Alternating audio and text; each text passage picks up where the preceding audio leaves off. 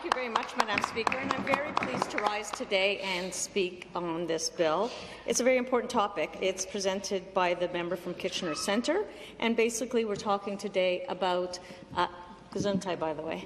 We're talking about people who are serving on councils who need some kind of support for maternity leave if they're adopting, if they're having a child themselves. And we want to do everything we can to support families in Ontario. I think all sides of the House can agree on that on a Thursday afternoon. We want to ensure that women have the help and the support they need in order to have a rich and fulfilling life, and also bond with their newborn children.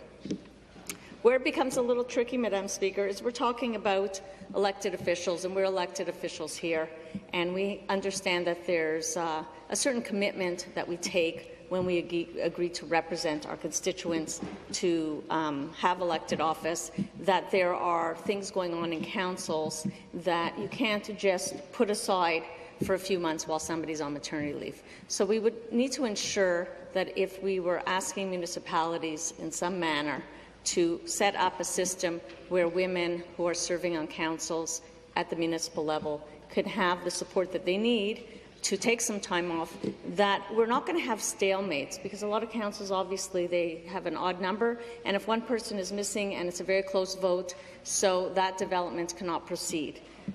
Well, there's proxy votes, there's use of technology. You have to wonder if a system can be set up maybe at home so that instead of just taking time off completely, maybe there's something in between. I'm just throwing out suggestions because that's what we do here during private members' bills.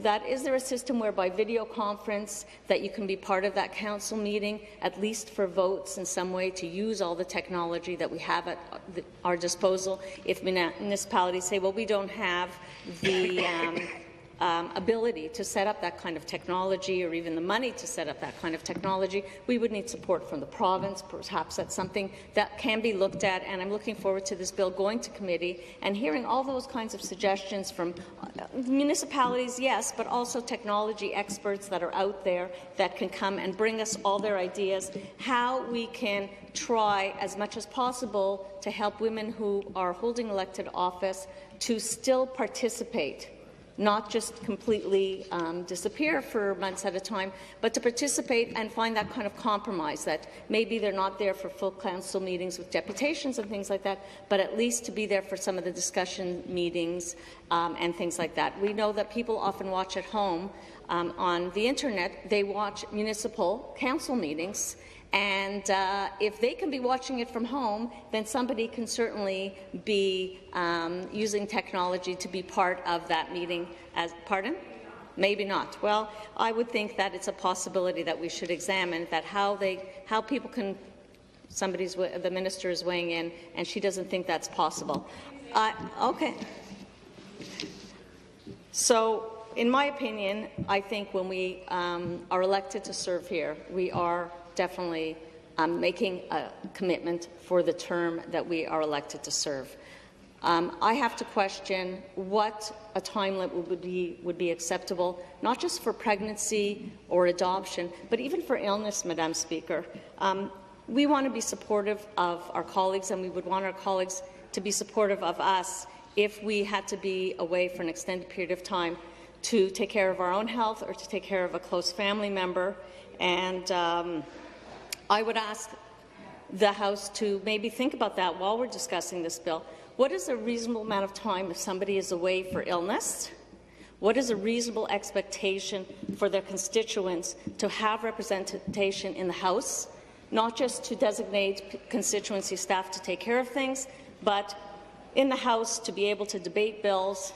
If somebody is missing, say, for a year, Madam Speaker, from the House, almost completely not participating in debates, is that acceptable to their constituents? Should they be asked?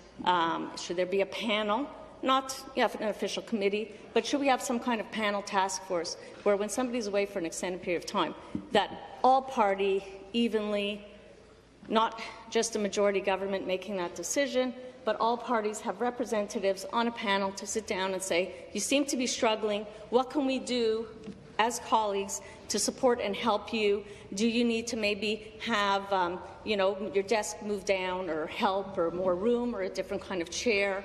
I know that we have put ramps in the building over the years. We've put more elevators in the buildings over the years. That maybe there are things that we could be doing to help each other when we need that help.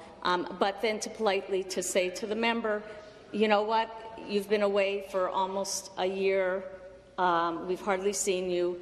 And what is your expectation? Can you give us a date when you'll return? And would you agree to perhaps give up your seat if you're not able to meet that deadline?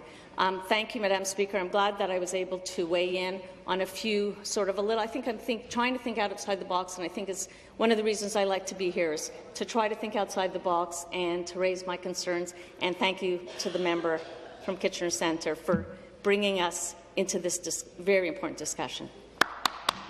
Thank you. Thank you for the debate. I recognize the member.